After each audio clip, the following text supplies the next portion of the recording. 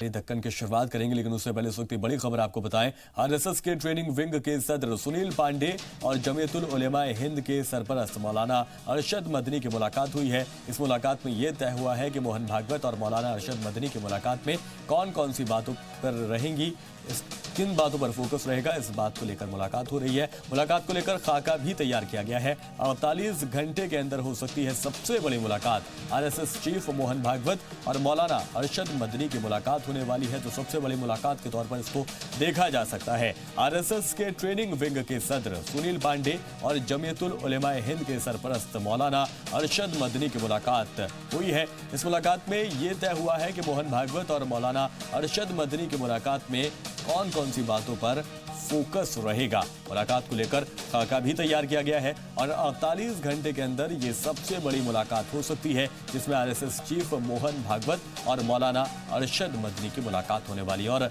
ये मुलाकात बेहद अहम हो सकती है, क्योंकि जल्दी ही अयोध्या के जो जमीन का तनाजा है उसको लेकर जो फैसला है सुप्रीम कोर्ट का, वो जल्द आ सकता है। और ऐसे में अगर मौलाना अरशद मदनी की मुलाकात होती है और साथ ही साथ आरएसएस चीफ मोहन भागवत की मुलाकात होती है, तो सियासी मायने इसके बहुत ज़्यादा हो सकते हैं। साथ ही साथ जिस तरह की आबो हवा है मुल्क की, उसको लेकर भी कई तरह के सवाल, कई तरह की बातें, कई तरह की चर्चाएं आम होने वाली हैं। तो मोहन भागवत और आरएसएस चीफ मोहन भागवत के साथ ही साथ मौलाना अरशद मदनी की मुलाकात होने वाली है।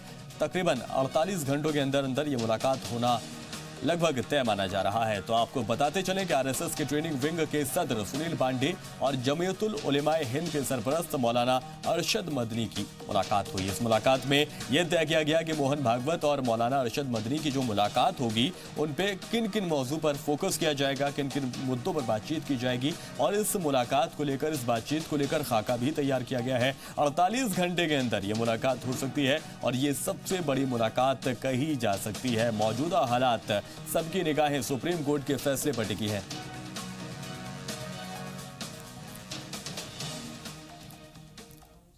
और इस खबर पर ज्यादा अपडेट के लिए आशिफ इकबाल हमारे नुमाइंदे हमारे साथ जुड़ गए हैं। आशिफ इकबाल, ये ऐसी मुलाकात है जो अगले 48 घंटे में अगर ये होती है तो सबसे बड़ी मुलाकात होगी सियासी लिहाज से।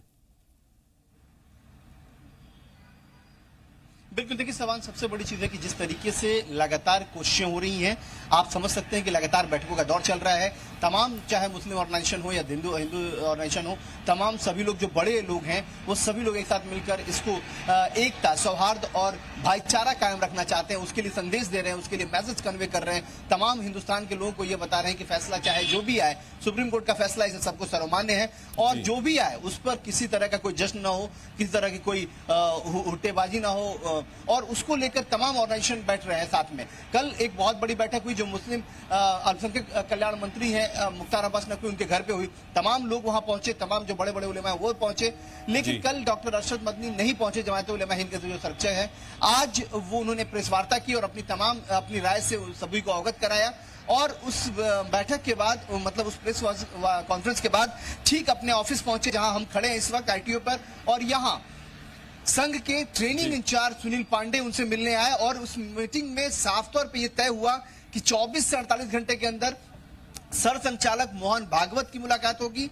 और उस मुलाकात में क्या क्या बातें हो सकती हैं, क्या क्या चीजें हो सकती हैं, कितने देर की मुलाकात होगी, कहां मुलाकात होगी, कब मुलाकात होगी, इन चीजों का खाका तैयार हो रहा है। और ये मुलाकात सबसे बड़ी मुलाकात मानी जा रही है इन तमाम इस वक्त के इशू पे, खासतौर पे अभी का जो वर्तमान इशू है उसको लेकर ये मुलाकात सबसे बड़ी मुलाकात है। क्योंकि अरशद मदनी और इस मुलाकात को कितना अहम माना जाए, क्योंकि सुप्रीम निकल के आएगा जी, जो फैसला है वो जल्दी ही हम सबके सामने होगा। और ऐसे में अगर ये मुलाकात होती है और दोनों ही मजहब के बड़े लीडर के तौर पर इनको देखा जा सकता है, तो कितनी अहम ये होगी मुलाकात और लोगों के ऊपर इस मुलाकात का क्या असर पड़ेगा।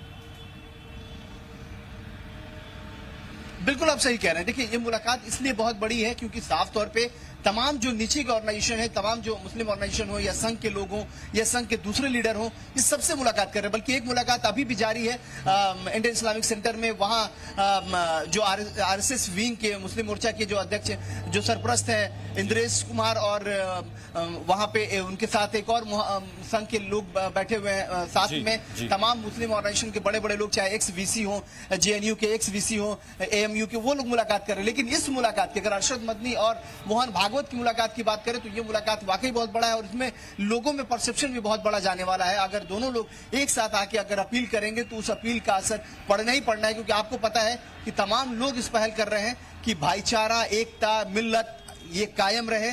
जो गंगा जमुनी तहजीब के लिए हिंदुस्तान जाना जाता है उस तहजीब को बरकरार रखा जाए। लगातार इस तरह की अपील की जा रही है। और क्या कुछ जानकारी मिल पाई है जराये के हवाले से कि किन किन मौजू को लेकर बातचीत ये मुमकिन हो सकती है और कब तक ये मुलाकात हो सकती है? देखिए सफान, साफ तौर पे है कि इस वक्त जो बाबरी मस्जिद और अयोध्या मसला जो है, साफ तौर पे आपको पता है कि उस तनाज़े पे फैसला आने वाला है। उस फैसले की उल्टी गिनती शुरू है, लेकिन सबसे जो बड़ी बात है कि उस फैसले के बाद इंपैक्ट क्या होने वाला है, इसको सभी लोग समझ रहे हैं कि क्या होने वाला है, क्योंकि बहुत लंबा ये केस चला। उसके फैसले के इंतजार में तमाम लोग हैं। उस फैसले के बाद क्या इंपैक्ट हो सकता है उसको समझते हुए, उस पर समझदारी भरा कदम इसको कह सकते हैं कि तमाम लोग समझते हुए अपने अपने तरीके से पहल कर रहे हैं। लगातार ये कोशिशें जारी हैं कि जो सौहार्द, जो एकता, जो मिल्लत, जो भाईचारा हमारे हिंदुस्तान की सबसे बड़ी पहचान है पूरे दुनिया में, उसको कायम रखा जाए। खासतौर पे गंगा जमुनी तहजीब के लिए जो हमारा हिंदुस्तान जाना जाता है उसको बरकरार रखा जाए। और ये दोनों ऑर्गेनाइजेशन की तरफ से अगर बात कर ले, मुस्लिम ऑर्गेनाइजेशन में भी मौलाना अरशद मदनी का एक कद बहुत बड़ा है। वो उनकी बातों को लोग बहुत मानते हैं, अपीलिंग होती है। ठीक वैसे ही अगर हिंदू धर्म की बात करें और संगठन की बात करें तो उसमें सबसे बड़ा संगठन संघ है और उसके जो सरसंचालक हैं मोहन भागवत, उनकी बात को सभी लोग मानते हैं और उस पर अमल भी करते हैं। तो इसलिए ये मुलाकात काफी अहम होने वाली है। ठीक है आशुफ, बहुत शुक्रिया तमाम जानकारी के लिए। तो मौलाना अरशद मदनी और मोहन भागवत की मुलाकात अब से अगले 48 घंटों में लगभग तय मानी जा रही है और ये मुलाकात अब बेहद अहम होगी, क्योंकि राम अयोध्या तनाज़ा, जो जमीन का तनाज़ा है, उस मसले पर फैसला जल्द आने की उम्मीद है। खबरों में आगे बढ़ेंगे। दक्कन की शुरुआत करेंगे। कुमारस्वामी हुकूमत के गिरने और येदियुरप्पा के इक्तदार में आने की परतें अब खुलने लगी हैं। स्पीकर की जानिब से नाअहल करार दिए गए एमएलए नारायण गौड़ ने 1000 करोड़ रुपए लेने की बात तस्लीम की है। हालांकि सीएम येदियुरप्पा ने उन्हें यह पैसा असेंबली हलके की तरक्की पर खर्च करने के लिए देने को कहा था। एक तकरीब के दौरान हामियों के बीच गौड़ा ने कहा कि कुमारस्वामी की हुकूमत के दौरान कोई शख्स मेरे पास तड़के सुबह आया जो उस वक्त के लीडर अपोजिशन बीएस येदियुरप्पा की रिहाइशगाह पर ले गया, जहां उन्हें यह बताया गया कि अगर येदियुरप्पा सीएम बनते हैं तो वो उनके इलाके की तरक्की के लिए 1000 करोड़ रुपए की सौगात देंगे। वाज़ेह है कि अब कांग्रेस और जेडीएस बीजेपी पर पार्टी एमएलए की खरीद फरोख्त का इल्जाम लगा रही है। ಎಲ್ಲ ನನ್ನ ಮಾತಾಡಿಸಿದ್ರು, ಯಡಿಯೂರಪ್ಪರು ಪುನಃ ಮುಖ್ಯಮಂತ್ರಿಗಳಾಗ್ತಾ ಇದ್ದಾರೆ, ನಿನ್ನ ಅಭಿಪ್ರಾಯಗಳೇನು? 700 ಕೋಟಿ ನನ್ನ ತಾಲೂಕಿಗೆ ಅನುದಾನ ಬೇಕು, ದಯವಿಟ್ಟು ತಾವು ಕೊಡ್ತೀರಾ ಸರ್? 300 ಕೋಟಿ ಸೇರಿಸ್ಕೊಂತ ಹೇಳಿದ್ರು. ನೀನ್ 700 ಕೋಟಿ ಕೇಳ್ತಾ ಇದೀಯ, ನಾನು 300 ಕೋಟಿ ಕೊಡ್ತೀನಿ. ಇವು 1000 ಕೋಟಿ 1000 ಕೋಟಿ ಅನುದಾನವನ್ನ ಆಲೆ ಕೊಟ್ಟಾಗೋಗಿದೆ ಗುರುಗಳೇ ಸಂಸನ್। और तो ये एक नया पेज जो है अब एक बार फिर से सियासत में खुलकर आया है। कुमारस्वामी हुकूमत के गिरने और येदियुरप्पा के इक्तदार में आने की परतें अब लगातार खुलने लगी हैं। ज्यादा अपडेट के लिए जयपाल शर्मा हमारे रिपोर्टर हमारे साथ फोन लाइन के जरिए जुड़ गए हैं। जयपाल शर्मा, किस तरह के इल्जाम लगाए जा रहे हैं, सबसे पहले वो बताएं। जी देखिए, ये जो पूरा मामला है नारायण गौड़ा का, जिसके अंदर में उन्होंने कल मांड्या के अंदर में एक पब्लिक सभा के अंदर में ये बात कही है। तो दरअसल जब से ये मामला उभर करके सामने में आया है टेप का, उसके बाद लगातार ये आरोप लग रहे हैं कि येदियुरप्पा इस सरकार को गिराने के पीछे में कहीं न कहीं शामिल है और इसके बाद जो है आरोप प्रत्यारोप जारी है। तो उसी बीच में नारायण गौड़ा ने ये कहा कि एक चीज को हमें गौर करना होगा कि जिस वक्त कुमारस्वामी की सरकार चल रही थी उस वक्त में इस बात को लेकर के बहुत ही अनिश्चितता की स्थिति थी। खासकर जो एमएलए थे उनका मानना था कि उन लोगों को अपने इलाके के डेवलपमेंट के लिए पैसे नहीं दिए जा रहे हैं, जो लोगों की अपेक्षाएं हैं वो पूरा नहीं कर पा रहे क्योंकि उसी ऊपर ध्यान नहीं दिया जा रहा। ऐसे में नारायण गौड़ा का इस तरह का बयान आना कि वो को जब बुलाया गया तो उन्होंने उनका समर्थन किया और इसके एवज में उन्होंने जो मांग रखी थी वो यही रखी थी कि उनको जो है डेवलपमेंट के लिए पैसा दिया जाए। अगर वो उस बात को मानेंगे तो उसके बाद वो उनका समर्थन करेंगे। और जैसा उन्होंने कहा अपने बयान में कि येदियुरप्पा ने नाते उनकी जो उन्होंने 700 करोड़ मांगे थे उससे 300 करोड़ ज्यादा दिए। हालांकि ये बहुत बड़ी रकम लगती है, थोड़ी अविश्वसनीय लगती है, लेकिन बावजूद इस तरह का बयान आया है। तो इस वक्त जो कर्नाटका की स्थिति है, जब तक बाइपोलर इलेक्शन नहीं हो जाते तब तक इस तरह के आरोप प्रत्यारोप लगते रहेंगे। तो क्या जयपाल इसको माना जा सकता है कि बाइपोलर इलेक्शन जो रहे हैं उसी के लिए एक वार जो है गौड़ा की तरफ से किया गया? जी बिल्कुल। बिल्कुल इस तरह से, क्योंकि अभी जो है सुप्रीम कोर्ट का डिसीजन आना है और उसके बाद जो डिस्क्वालिफाइड एमएलए हैं उनके ऊपर पे अगर कोर्ट उनको इस बात के लिए इजाजत देता है कि वो इलेक्शन लड़ सकते हैं, तो वो तमाम जो विधायक है उनको भारतीय जनता पार्टी का टिकट मिलेगा और वो इलेक्शन लड़ेंगे। और इसी बात को लेकर के कांग्रेस जो है लगातार जो है येदियुरप्पा पर प्रहार कर रही है, येदियुरप्पा अपनी ओर से प्रहार कर रहे हैं इस वक्त में, क्योंकि ये जो 17 सीटें हैं ये बहुत अहम भूमिका निभाने वाली हैं। 2.5 साल से ज्यादा का वक्त अभी बाकी है सरकार का, तो ऐसे में ये सीटें तय करेंगे कि येदियुरप्पा की सरकार रहेगी। बहुत शुक्रिया इस तमाम जानकारी के लिए। तो अब कर्नाटक में एक बार फिर से सियासत जो है गर्माती हुई नजर आ रही, जिस तरह के नाअहल करार दिए गए एमएलए ने इस तरह का बयान जारी किया है। आगे बढ़ेंगे। कर्नाटक सीएम बीएस येदियुरप्पा के मुबैना वीडियो पर अपोजिशन ने घेराबंदी अब शुरू कर दी है। हुबली में हुई बीजेपी कोर कमेटी की मीटिंग के दौरान अपोजिशन कमल का जिक्र आया है। वायरल हो रहे वीडियो पर जेडीएस के बाद कांग्रेस ने भी कार्रवाई का मुतालबा किया है। इस साजिश में खुद के शामिल होने के इल्जाम को साबिक सीएम सिद्धारमैया ने खारिज कर दिया है। याद रहे कि इस मुबैना वीडियो में येदियुरप्पा को यह कहते हुए सुनाई दे रहे हैं कि यह कामयाबी मरकजी क़यादत की हिदायत पर मिली है। वीडियो में येदियुरप्पा तो नहीं दिख रहे, लेकिन उनकी आवाज सुनी जा सकती है। इस 7 मिनट के वीडियो में मुबैना तौर पर येदियुरप्पा कह रहे हैं कि 17 बागी एमएलए की वजह से ही पार्टी इक्तिदार में आई है। उन्होंने एमएलए को 2.5 महीने तक मुंबई में रखा। 3 महीने तक ये लोग अपने घर वालों से भी दूर रहे। येदियुरप्पा बीजेपी के उन कारकुनान को समझा रहे थे जो नाअहल एमएलए को टिकट देने की मुखालफत कर रहे थे।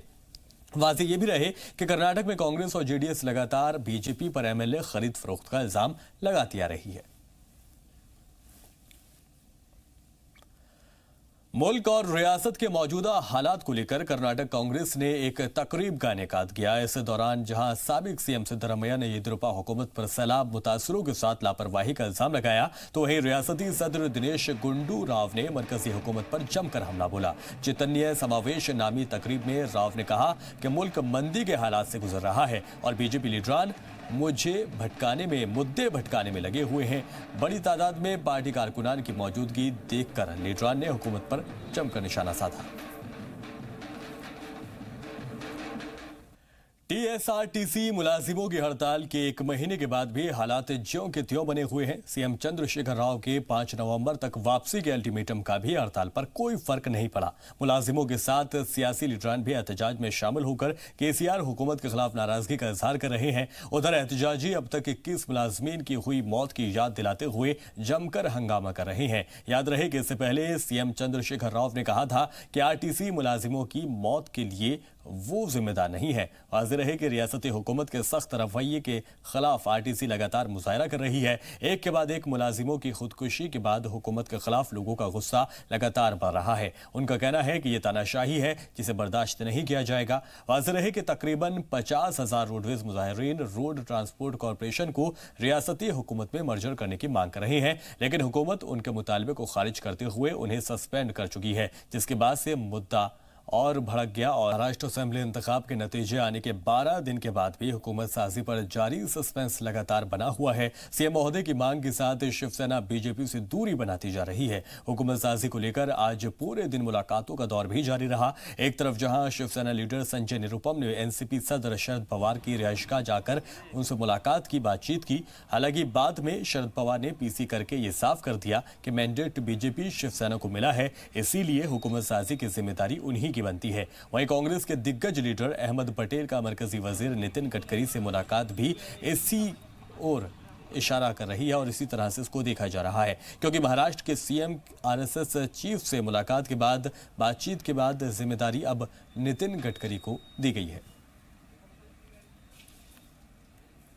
वजीर रामदास अठावले का बड़ा बयान भी सामने आया है। उन्होंने कहा कि शिवसेना और बीजेपी में बातचीत बेहतर ना होने के पीछे सबसे बड़ी वजह संजय राउत है। रामदास अठावले से बात की हमारे नुमाइंदे आशिफ इकबाल ने। हमारे साथ रामदास अठावले जी हैं, सीधे इनसे पूछे सर, महाराष्ट्र में सरकार बनने की कवायदें चल रही हैं, क्या कहेंगे आप? अब तो सरकार तो बनेगी, मतलब हमने बोला था कि देवेंद्र फडणवीस मुख्यमंत्री बनेंगे और शिवसेना को चाहिए तो डिप्टी सीएम पद ले ले और कुछ अच्छे मंत्री पद ले ले, 16 मंत्री पद ले ले, इसी तरह का जो प्रस्ताव है शिवसेना को भेजा था। लेकिन संजय राउत जी मतलब बहुत बड़ी बड़ी बातें कर रहे थे, धमकी दे रहे थे, हमारा मुख्यमंत्री होगा, शिवाजी पार्क में शपथ ग्रहण होगा और इसी तरह की बातें उन्होंने करके पूरा वातावरण खराब कर दिया था। और इन्होंने लगाए थे मतलब दिन 14 और लेकिन उनका जम नहीं गया 14।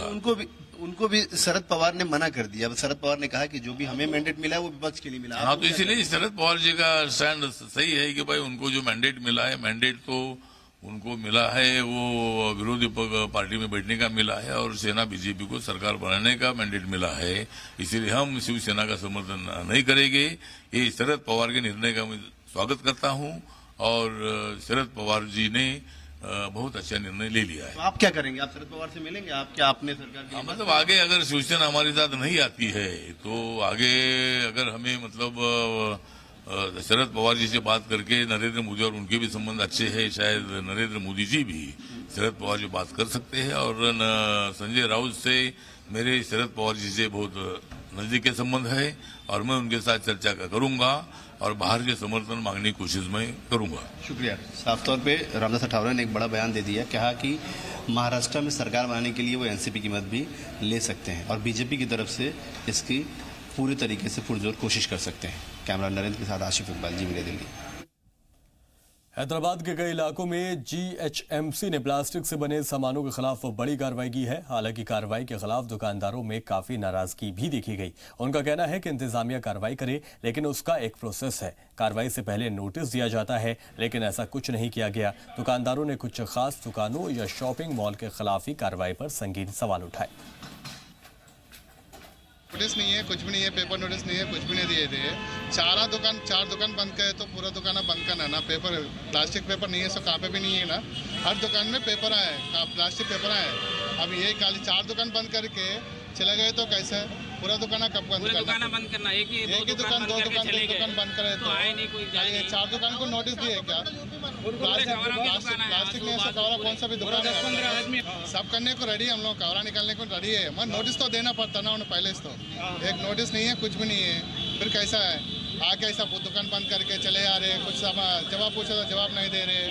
हम ऐसे करते, नोटिस नहीं देते, इसको बारे में बोल दे रहे। 20 जने ऐसे, 20-25 जने ऐसे है ना। इंफॉर्मेशन है ना कुछ है, आके बंद करो। पॉलिथीन कवर हर जगह पॉलिथीन कवर है, यहाँ पर है, वहाँ पर वो दुकान नहीं बंद करे, वो दुकान नहीं बंद करे। खाली ये 2 दुकान ऐसा बंद करके चले गए, खत्म। कोई बोले नहीं, इंफॉर्मेशन भी नहीं दिए। बंद करो बोल तो बंद करो, निकालो बाहर निकालो बोल रहे हैं हम लोग।